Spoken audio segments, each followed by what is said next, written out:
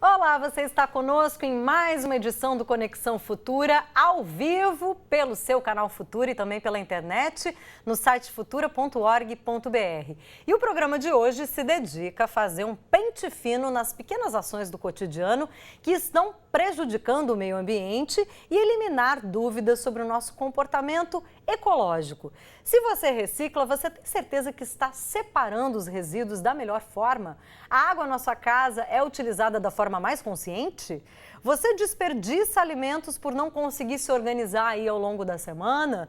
E na hora de ir às compras, você repara na quantidade de embalagens que vem com os produtos? E energia elétrica, então? Seus aparelhos estão em dia? Suas lâmpadas são as mais econômicas? Se nós pararmos para pensar, até mesmo a palavra lixo precisa de uma reciclagem no nosso vocabulário. Lixo não, resíduo sólido. Na Lei Federal dos Resíduos Sólidos, por exemplo, não se usa mais a palavra lixo desde que ela foi sancionada há 5 anos. Ajudar você, então, a afinar tanto a linguagem quanto as ações ecológicas é o foco do Conexão Futura de hoje. E para isso a gente recebe aqui no estúdio a Fabiana Avelar, que é diretora de negócios ambientais da EcoSpor, e também a Amélia Gonzalez, que é jornalista e nossa consultora de sustentabilidade. Pela internet, direto de São Paulo, a gente fala também com a Silvia Sá, que é gerente de educação do Instituto Acatu. Então participe, pergunte pelo nosso perfil no Facebook, no Twitter, o @canal Futura. Aliás, nós estamos com mais uma novidade para você interagir direto com a gente, através do Periscope, que é um aplicativo que permite que você acompanhe na tela do seu telefone os nossos extras da programação, com interatividade direta, transmissão ao vivo, bastidores aqui dos programas. Inclusive, a gente segue um bate-papo depois do Conexão Futura por lá. É muito divertido, basta você baixar o aplicativo no seu celular ou tablet e seguir a gente no Twitter, que por lá mesmo você vai receber as nossas notificações automáticas. Lembre também que você também pode se comunicar com a gente ao vivo aqui no Conexão Futura, através de mensagens pelo WhatsApp, que é o 21 968 668 414, e ainda pode nos telefonar pelo 0 operadora 21 2273 5020. Então participe para fazer esse programa mais legal ainda. Muito bem-vindas, meninas, no Conexão Futura de hoje. Eu vou começar pela questão do resíduo sólido e da reciclagem, da separação do lixo. O que a gente acaba muitas vezes fazendo sem se dar conta e que acaba prejudicando o destino desse lixo, Fabiana? Então, olha, o mais grave, que é o principal que todo mundo faz, é passar aquela aguinha quando você usa uma lata de molho, uma embalagem de suco, o que quer que seja, passa aquela aguinha para jogar no seu saquinho que está o resíduo ali reciclável que você acha que está ali fazendo a sua reciclagem, né? E em relação à separação mesmo do papel, do metal, do vidro? Então, eu já reparei também que tem várias pessoas que acabam fazendo isso. Coloca umas 3 ou 4 saquinhos ali na sua cozinha e se coloca o plástico num metal, o outro, o vidro em outro. Acabou, amarra e joga fora. Só que e aí, o que acontece? Quando passa aquele caminhão da prefeitura para recolher? Isso tudo Amélia, misturado, então, né, Amélia? Melhor não lavar, mas por quê? Essa lavagem é feita depois, então? Exatamente. Não, uma vez eu estava, justamente por conta disso, houve um debate entre nós, digamos, especialistas em sustentabilidade, eu gosto sempre de usar aspas para isso. E, na verdade, um cooperativado de lixo me disse que, para eles, não faz absolutamente nenhuma diferença entre receber enfim, a embalagem sujinha, né, com restos de molhos ou do iogurte, ou seja lá. E além do que, nós temos uma questão que é o seguinte: no momento que você está lavando isso, você está usando água. E a gente sabe que a água é um recurso que cada vez mais está com problemas, né? A gente está com escassez. Então, aumentando a geração de esgoto, não podemos esquecer disso. Isso. Ou seja, Silvia Sá, que está em São Paulo, é gerente de educação do Instituto Acatu. Muito bem-vinda ao Conexão Futura também. A gente, quando começa a falar nesse sentido, né, do que precisa ter como comportamento ecológico, a gente vai percebendo que uma coisa está ligada à outra. E aí a gente se dá conta que isso é a própria natureza, o meio ambiente. Portanto, a nossa ação precisa começar com a mudança desde o momento em que a gente vai às compras? É isso mesmo, Julie. A gente aqui no Instituto Acatu fala que o momento de compra é desde aquele momento que você está pensando no que você vai comprar até o momento que você vai descartar aquilo que você consumiu, né? Ou as embalagens daquilo que você consumiu. E é muito importante a gente prestar atenção em todos esses passos, né?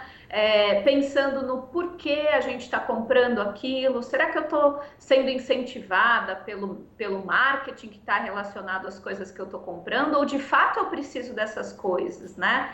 Quando a gente começa a pensar sobre tudo isso, a gente começa a fazer escolhas um pouco mais conscientes, comprando aquilo de fato que a gente precisa, usando ele até o final, né, prolongando a vida desses recursos e depois descartando corretamente para que ele também entre nesse ciclo de novo de produção. Fabiana, então quando a gente for para o supermercado, né, que na verdade é o reino das embalagens, o que a gente pode então suprimir nessas compras para já poder reduzir aí o consumo? Então, eu dou até alguns exemplos quando a gente acaba, né, dando palestra ou dando aula. Eu tive a oportunidade de conhecer o processo de como se faz, por exemplo, um sabão em pó e o sabão líquido de lavar roupa. E teve um avanço muito grande nesse processo. O sabão líquido, primeiro, ele está concentrado, com isso você coloca muito mais dentro de um caminhão, você já tem economia de CO2. Então chega a mesma quantidade ou até muito mais dentro de um caminhão, gerando aí menos CO2. O processo de fabricação dele também, se eu não me engano, é 40% menos de água você usa para se fazer um sabão líquido do que o em pó. A embalagem plástica também, ela retorna, vai para reciclagem, enquanto que a embalagem de papelão, muitas vezes ela já até... Todo mundo coloca a mão na caixa de papelão molhada e tal, ela vai se deteriorando. Então você vê um produto que ele tem já na sua cadeia de produção já um consumo muito menor, e que você ainda consegue fazer com que a embalagem que depois gera, você devolva para a reciclagem, enquanto que a do papelão você já não tem tanto essa garantia. Então, são coisas nesse sentido. Agora, eu fico me perguntando, nesse caso aí do sabão em pó e do sabão líquido, as empresas que fabricam máquinas de lavar não teriam que estar, de repente, alinhados com essa proposta também? Porque se você abre uma máquina de lavar e põe lá dentro sabão líquido, é um inferno. Sua roupa normalmente sai manchada, você não tem espaço dentro da máquina de lavar, de recipiente, para botar o sabão líquido. Então, assim, algumas até já, as mais atuais, elas já têm. Já tem a minha há 2 anos. As mais atrás, antigas, não tem. A última que eu acabei comprando mesmo, tem então, 1 ano, ela já tem. Mas isso me fez lembrar, Amélia e Silvia, a importância também da gente saber que essa relação da água em casa é também fundamental, né? Junto com a separação do lixo. Por exemplo, lavar a roupa uma vez por semana faz toda a diferença. Que outras ações com a água, principalmente na cozinha, a gente tem que prestar atenção na hora de também escovar os dentes, para poder reduzir esse consumo? Isso. Em casa, acho que a gente tem várias ações que parecem pequenininhas, mas que somada ao longo do nosso dia, da nossa semana, já geram um grande impacto, né? E se todo mundo cuidar dessa forma, com certeza a gente vai diminuindo esse impacto que a gente tem nesse bem tão precioso, né? Então, a água, ela tá em tudo, desde o momento que a gente está usando para escovar o dente, que a gente pode fechar a torneira, né? Para não gastar essa água numa ação tão pequenininha, até como você pode guardar a água da sua máquina de lavar para poder lavar suas áreas externas, né? Se você mora numa casa, ou para lavar os banheiros, enfim. Quando você vai na cozinha lavar a sua louça, juntar uma quantidade de louça suficiente que você possa ensaboar toda ela junto e depois usar, por exemplo, uma bacia que você pode ir lavando e também recolhendo essa água que você pode usar para uma descarga, enfim. Algumas ações que a gente vai conseguindo minimizar, então, esse recurso tão precioso, né? E mesmo assim, tendo a qualidade na nossa vida, conseguindo ter esse bem para os usos que a gente precisa sempre. Agora, Fabiana, muitas vezes a gente fica na dúvida de onde destinar determinados lixos, que são pequenos, a gente não sabe exatamente se eles podem ser reaproveitados, reciclados ou eles são realmente descartados. Por exemplo, espelho. Embalagem de biscoito plastificado, né? Onde colocar? Papel carbono, fotografia, esponja de aço, clipes, pedacinhos isolados de plástico. Como fazer a diferenciação disso? Isso. A gente procura sempre, nessas cadeias, quando se tem um treinamento de reciclagem, até nos condomínios, que hoje isso vem tendo essa preocupação, né? A gente explicar e geralmente se dão folhetos e tal. A gente tem a comunicação aí hoje, né? A internet, que é sempre bom dar uma pesquisada, mas a gente já tem aqueles que são padrões, né? Espelho não é reciclável, né? Bucha de aço não é reciclável. Então, não tem jeito. Tem alguns que são de praxe hoje. Que a gente... Por favor, liste eles. Então, vamos lá. O espelho, clipes, que é uma bobagem, também é muito pouquinho, né? Ele até passa desapercebido, o que quer que seja. Esponja de aço. A gente tem pirex, também não é, porque é um vidro temperado, tá? Então, ele também não é reciclável. Se quebrou, então... Se quebrou. O isopor, no caso? O isopor hoje tem uma fatia de mercado que está reciclando o isopor, mas quando se começa esses processos novos de reciclagem, a empresa que está fazendo esse trabalho, ela recebe em grande quantidade. Então, não adianta eu separar, porque provavelmente aquele sucateirozinho daquela cooperativa que pega ainda não vai ter esse volume para poder justificar isso para a indústria. Claro, Amélia, quando a gente compra mesmo um eletrodoméstico mesmo, exatamente, vem vários materiais. Mas aí eu gosto muito de duas coisas, né? De lembrar duas coisas aí. Tem um pessoal que se chama The New Economic Foundation, que é um pessoal da Inglaterra, que lembra a gente que assim, até mesmo os produtos recicláveis ou reciclados, eles um dia vão virar lixo, né? Então, assim, é uma coisa que a gente fica, de repente, achando que está fazendo tudo que pode fazer, mas talvez tudo que possa fazer é justamente diminuir o consumo. E talvez diminuir a produção, exatamente. E aí a gente vai colocar as empresas nessa linha, porque as empresas, elas precisam, por exemplo, cuidar, e precisam cuidar, por exemplo, dessa embalagem. Elas têm que cuidar do ciclo de vida total. Então, assim, um fabricante de sabão em pó, ele teria que já ali dizendo onde é que você vai deixar a sua caixinha, ou então nós vamos passar de tempos em tempos para recolher essa caixa e nós mesmos vamos dar um reuso para ela. Silvia, a gente tem já uma política, né, reversa aí dos produtos, muito específico também para a questão dos eletrônicos, de materiais mais tóxicos. Eu queria que você complementasse esse pensamento da questão da produção, da redução da produção, porque a gente fala do consumidor, da responsabilidade dele, mas a gente vem de uma cultura de marketing, de justamente incentivar o excesso de consumo. Isso, né? Na Política Nacional de Resíduos Sólidos, né? Ela fala muito dessa questão do compartilhamento da responsabilidade, né? Todos nós moramos num mesmo planeta, né? E todo mundo, então, é corresponsável nessa solução desses resíduos. É claro que cada um em um grau, então o consumidor precisa pensar, assim, naquilo que ele compra e como ele descarta, mas também as empresas precisam pensar em formas mais sustentáveis de produção, né? Então, como você pode minimizar o impacto já na maneira como você produz esses itens e em como você oferta também produtos mais sustentáveis, né? Que são aqueles produtos que geram menos impacto negativo e mais impacto positivo. Então, tentando usar uma embalagem suficiente, né? Tentando usar recursos que não causem tantos danos ao meio ambiente e dessa forma a gente pode ir gerando um estilo de vida também mais sustentável para todo mundo. Agora, estou lembrando aí o público, que é importante o público interagir com a gente, fazer perguntas sobre dúvidas de destino do lixo, uso dos produtos. A gente tem as nossas redes sociais aí, o Facebook, o Twitter. A gente também tem o nosso WhatsApp aí para você escrever para a gente, o 968-668-414. É muito importante que você participe nesse momento e aproveite as nossas convidadas aqui que ter as respostas para ajudar a gente. Eu quero entrar em uma outra questão específica. O óleo de cozinha, que é usado em todas as casas, cozinhas industriais. A maioria das pessoas ainda descarta, né? Ele pode ser reciclado e muita coisa pode ser feita com ele. Então, qual deve ser o destino correto dele? Então, hoje o que é aconselhado fazer é separar ele numa garrafa PET, né? E você já tem alguns contatos, até o INEA, o Instituto Estadual do Ambiente, hoje tem um programa que é o PROVE, onde é passado um caminhão que recolhe esse óleo e é levado no Rio de Janeiro, tá? No estado do Rio todo. Todo o estado do Rio, estabelecimentos comerciais, até residências, o que quer que seja, você liga e eles colocam você numa rota e combinam e pegam. E levam para o quê? Empresas licenciadas que fazem deste óleo produtos como sabão, algum outro produto de limpeza, o que quer que seja, né? Esse óleo, como você sabe, a gente se jogar na pia causa todo um transtorno na tubulação, uma crosta, né?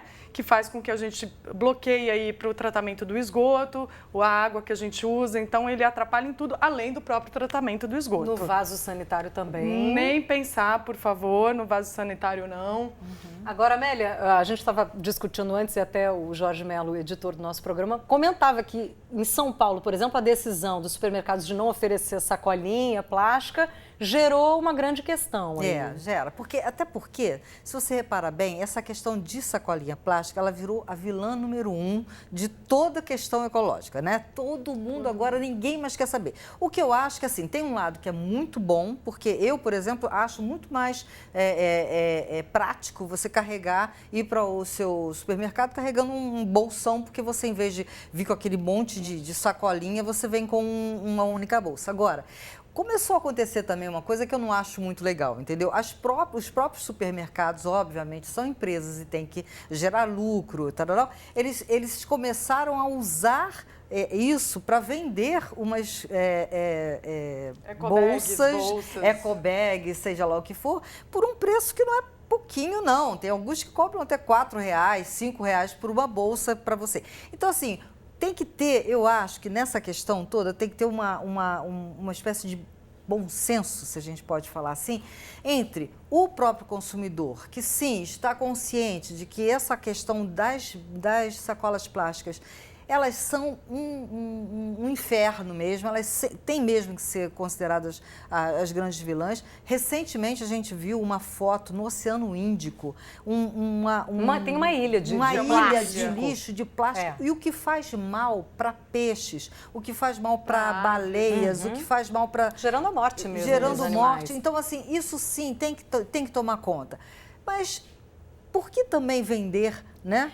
Esse raciocínio sacolas aí da Amélia, essa consideração, Silvia, faz pensar na questão da economia verde mesmo, que, de uma certa forma, ela é legítima, ela tem uma manobra aí de mercado dentro do sistema capitalista que a gente vive, mas é importante o consumidor atentar também para isso, né? Nem tudo que parece ecologicamente correto e ele não está baseado necessariamente nos preceitos. Como é que a gente faz para diferenciar isso, até mesmo na hora de comprar um produto ou uma ecobag, enfim... Observar selos?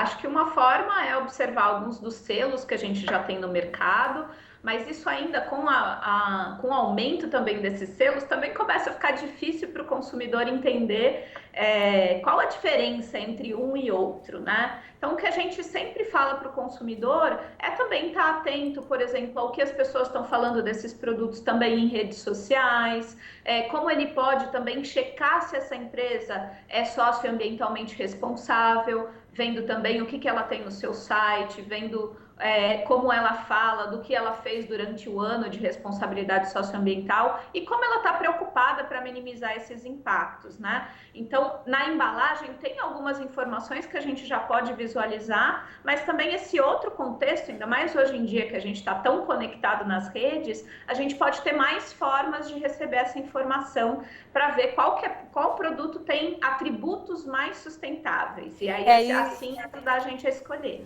E, inclusive, importante porque a gente acaba tendo que realmente se posicionar, né, em relação ao consumo. Tem a questão da Teovina Camponesa, de Nova Serrana, de Minas Gerais.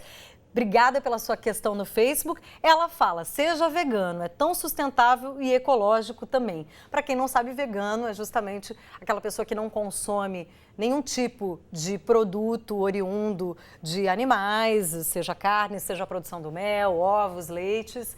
É uma escolha, né, da Teovina e que ela recomenda. O Gilson Gomes, Amélia, ele fala, por que no Rio de Janeiro ainda não existe coleta seletiva? Na verdade, existe em alguns pontos. Em alguns pontos. Na minha rua existe, eu moro em Laranjeiras.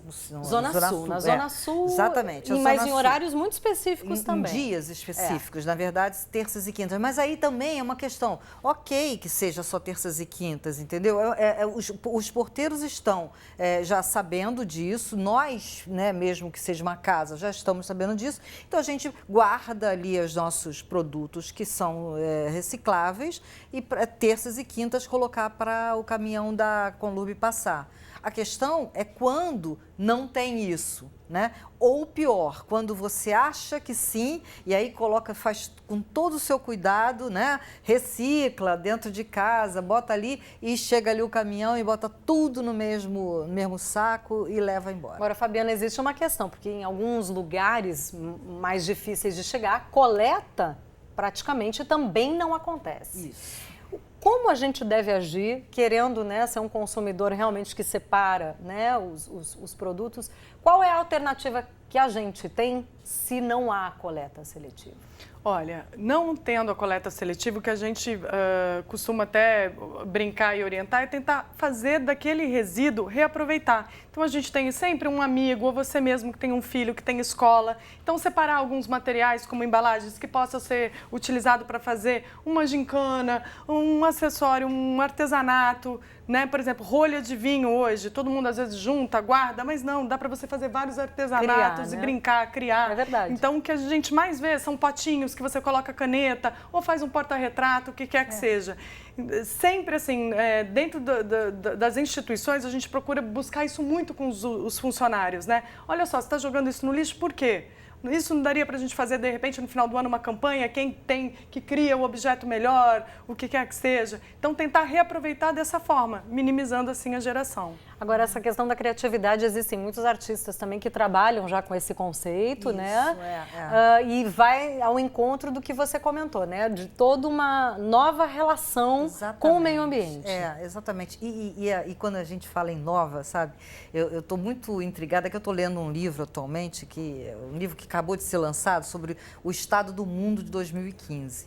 Então, nesse livro, ele lembra para a gente o seguinte, que foi nos anos 80 que pela primeira vez um sujeito chamado James Hansen avisou isso, de que a gente precisaria ter essa questão ecológica. Desde 1980 ou 84, se não... Então, assim, são 4 décadas e que a gente não consegue, de alguma forma, entronizar esse comportamento. Eu fico me perguntando, não tenho a resposta, e acho que é uma reflexão que cada um de nós pode fazer, assim, por que não, né? O que acontece com esse tema que, apesar de ser tão importante para a gente sabe disso, quer dizer, acabou de lançar um estudo da NASA dizendo que os oceanos já estão 20 centímetros mais elevados, quer dizer, isso daí vai causar um desespero tão grande para tantos países, ilhas e tal. Por que isso, na verdade, não pega,